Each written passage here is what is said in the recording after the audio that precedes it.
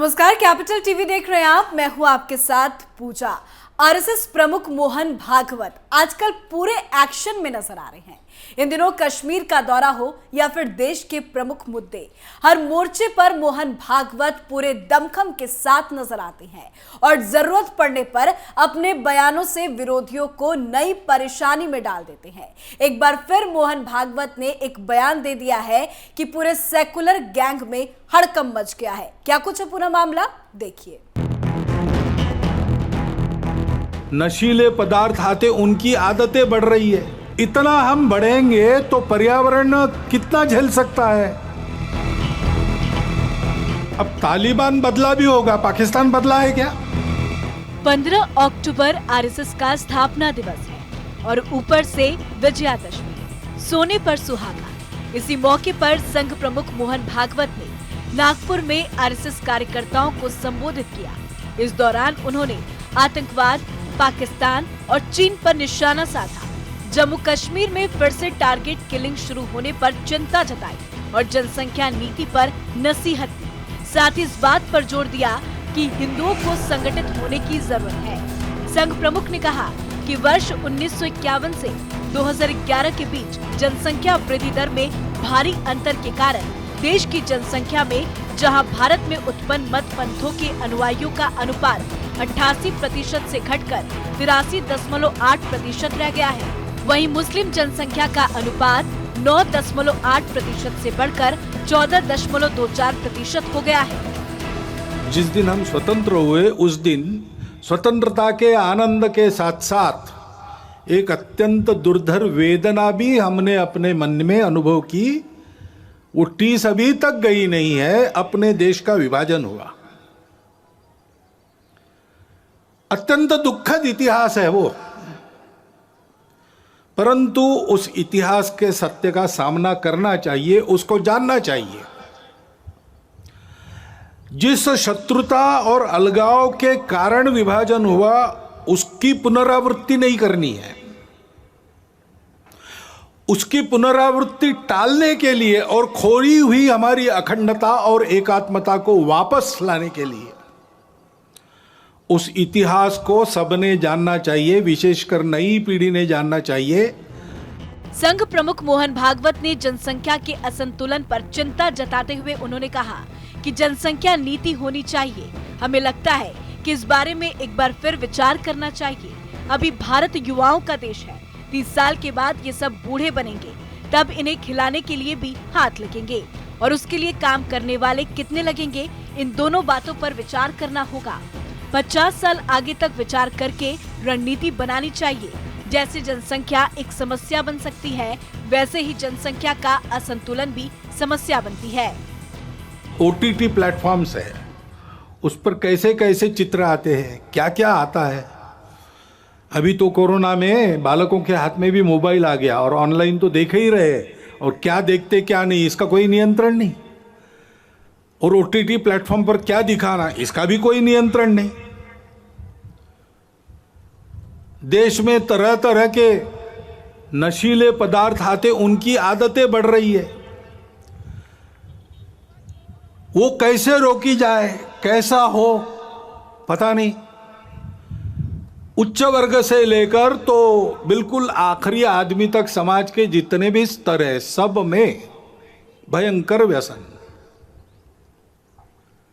और उस व्यापार से आने वाला पैसा किसके हाथ में जाता है हम सबको पता है। देश विरोधी कार्यों में उसका उपयोग होता है। सीमा पार के देश उसको प्रोत्साहन करते हैं।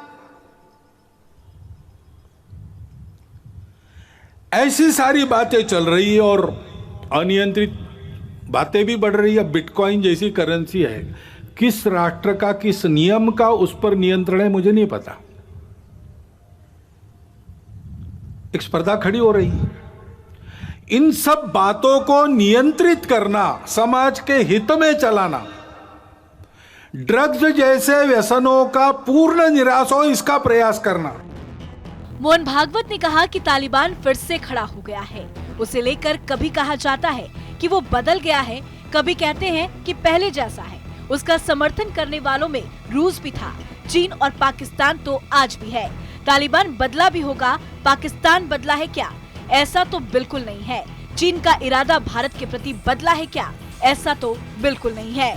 प्रेम अहिंसा से सब ठीक होता है, इसे मानना चाहिए, लेकिन अपनी तैयारी भी पूर्ण रखे। सीमा सुरक्षा और चाक चौबंद करना है। जम्मू कश्मीर में आतंकी हमलों को लेकर उन्होंने कहा कि मैं जम्मू कश्मीर होकर आया, वहां 370 हटने के सामान्य जनता को अच्छे लाभ मिल रहे हैं। भारत से किसी भी भारतीय का रिश्ता लेन देन का नहीं है। हम भारत माता के पुत्र हैं। हम भारत के अंदर है, लेकिन घाटी में हिंदुओं की टारगेट किलिंग की जा रही है। सब लोग आजकल कहते हैं, पहले इतना नहीं कहते थे, आजकल कहते हैं। वो कहते हैं ये जनसंख्या क्या करेंगे, बढ़ती जा रही है। तो जनसंख्या नीति तो होनी चाहिए। अपने यहां विचार हुआ है,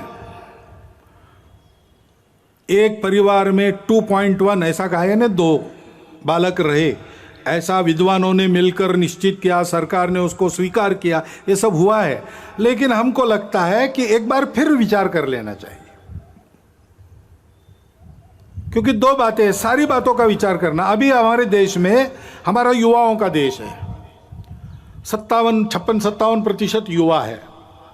30 साल के बाद ये सब बूढ़े बनेंगे, उनको खिलाने के लिए भी हाथ लगेंगे। कितने हाथ लगेंगे, कितने लोगों को खिला सकेंगे, और उस समय जितने लोगों को खिलाना है उसके लिए काम करने वाले कितने लगेंगे, दोनों बातों का विचार करना पड़ेगा। इतना हम बढ़ेंगे तो पर्यावरण कितना झेल सकता है। हमारी माताएं उस दृष्टि से कितनी सक्षम है, उनको खुद के पैरों पर खड़ा रखने का सामर्थ्य, उनका सशक्तिकरण कितना हुआ है, वो कितनी प्रबुद्ध है, हम उनको कैसा ऐसा बना सकते। एक 50 साल आगे तक का विचार करके एक नीति बनानी चाहिए, और उस नीति को सब पर समान रूप से लागू करना चाहिए। आतंकियों की गतिविधियों का बंदोबस्त भी करना पड़ेगा। चुन चुनकर जैसे पहले करते थे, मनोबल गिराने के लिए वो लांछित हिंसा कर रहे हैं। उनका उद्देश्य एक ही है कि अपना डर पैदा करना। शासन को भी बड़ी चुस्ती से इसका बंदोबस्त करना पड़ेगा। संघ प्रमुख ने कहा कि हिंदू समाज के अपने भी कुछ प्रश्न हैं। मंदिरों की स्थिति बहुत अच्छी नहीं है, लेकिन देश के अलग अलग भागों में अलग अलग स्थित है। हिंदू मंदिरों का संचालन हिंदू भक्तों के ही हाथों में रहे, तथा हिंदू मंदिरों की संपत्ति का विनियोग भगवान की पूजा तथा हिंदू समाज की सेवा तथा कल्याण के लिए ही हो, ये भी उचित और आवश्यक है। देश के विभाजन को याद करते हुए उन्होंने कहा कि विभाजन की टीस अभी तक गई नहीं है। वो अत्यंत दुखद इतिहास है, लेकिन इस इतिहास का सामना करना चाहिए। खोई हुई एकता और अखंडता को दोबारा लाने के लिए इस इतिहास को जानना चाहिए।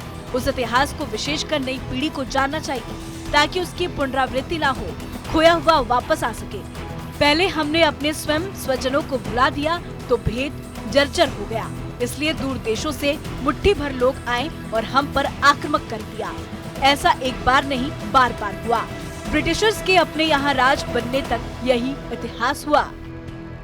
वायव्य सीमा के पार तालिबान खड़ा हो गया। अब तालिबान का पूर्व चरित्र क्या है हम सब जानते हैं, और उसकी जो बातें हो रही है वो 2 प्रकार की हो रही है। कभी कहता है कि अच्छे रहेंगे, कभी कहता है कि नहीं हम वही है पहले से। तो इसका एक स्पष्ट संकेत है कि हमसे सावधान रहना चाहिए। और तो और उस समय उसका समर्थन करने वाले जब खड़ा हुआ तब रशिया भी था, तुर्कस्तान भी था, चीन और पाकिस्तान तो आज भी है। अब तालिबान बदला भी होगा, पाकिस्तान बदला है क्या?